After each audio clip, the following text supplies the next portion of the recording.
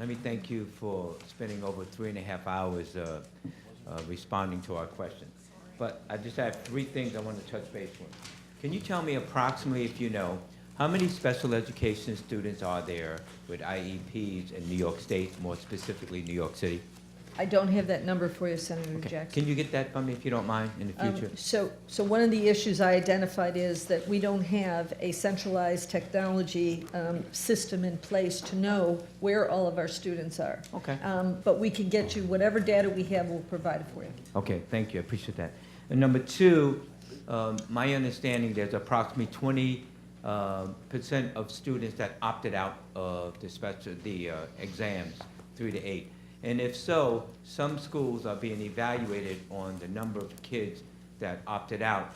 My understanding is that they're getting a score instead of a 4 or 3 or 2, but they're getting a 1, which basically in evaluating the needs of that particular school would show that basically based on that evaluation, they would need more money, more resources in order to deal with that. Is that true or not true? No, it is, the way that you've explained it is not true. Okay. And so, yes, the concept of a student taking the test is still part of our ESSA plan because it's required by the federal government that it be there. Okay. The fact that you have a high opt-out does not necessarily put you in danger of being in one of those categories of either CSI or TSI. It does, in fact, it is one of the factors that is part of it, but it isn't used to determine who's on the list or who's not on the list. It is the actual performance and or growth of students, and we have many schools that had high opt-outs who are not on the list.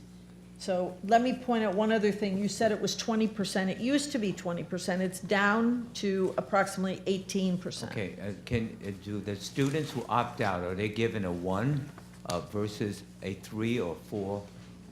No. Yes or no? No, they are not. Okay, and I'll discuss with you later. I only have We'll 30 go- seconds left. And Okay, I we'll just- go through it with you. If you're interested, we'd Absolutely. be interested in coming over. My next question is, which is the last question, how much money do you need in order to carry out the programs and respond to legislators and respond to districts and to upgrade your computerized system so you can respond to the question of how many special education students? That's just one example. How much money do you need? So if you look through the slides that we have designated for each particular need the amount of money that we have that we need for that need. So if you look at the technology system that's necessary, we have a dollar amount on there. And it's specific in every one of our slides. At the very top, it identifies that. So if we add it all up, that's the amount of money. Yes.